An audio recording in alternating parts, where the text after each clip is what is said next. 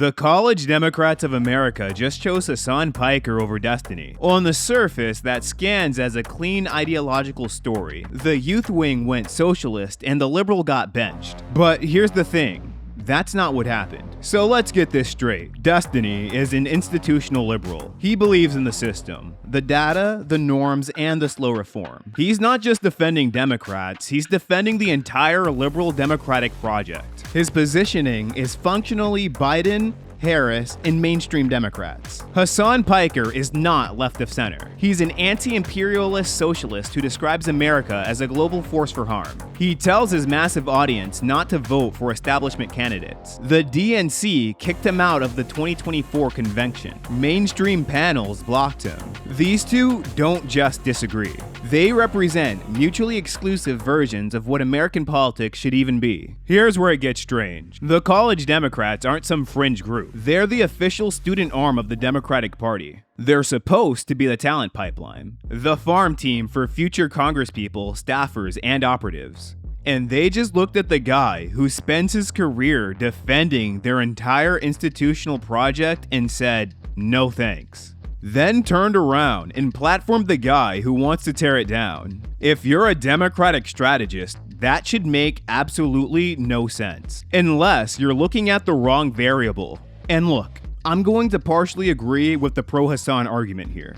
Destiny's style is confrontational. He's burned bridges. He makes enemies as a hobby. If you're a student org trying to run a clean event, there's a surface level pragmatism to not inviting him. He brings baggage. But that's not why they made this call. Because if this were about optics or controversy management, you wouldn't replace one streamer with a massive target on his back with another streamer with a massive target on his back. The math doesn't work unless you stop pretending the math was ever ideological. This wasn't an ideological revolution. It was a clout hostage situation. The College Democrats have a problem. And it's the same problem every legacy political institution has right now. They cannot get young people to pay attention. It's not that they can't persuade them. They can't even get them to look. Hasan Piker brings an audience that no student political org can generate on its own. Not through policy papers, campus tabling, or Instagram graphics. So the CDA made a calculation. They traded gatekeeping power for raw viewership. And here's the thing, that decision didn't just sideline Destiny. It signaled something worse. It signaled that the institution no longer believes its own product is good enough to compete. They didn't adopt Marxist principles. They just needed eyeballs. And Hasan had them. The internet doesn't just report political shifts.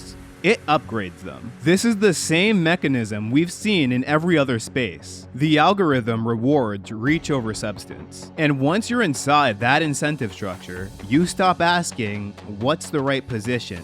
And start asking, what position travels? The CDA didn't go through some deep ideological self-examination and land on anti-imperialism. They followed the views. And once you see how that story was built, you can't unsee it. A student political organization, the literal training ground for the next generation of democratic leadership, just outsourced its relevance to a content creator. Not because they believe what he believes, but because they believe what his analytics page says. The party isn't splitting over ideology, it's splitting over attention. And when you outsource your relevance to a guest, eventually you become the spectator in your own house.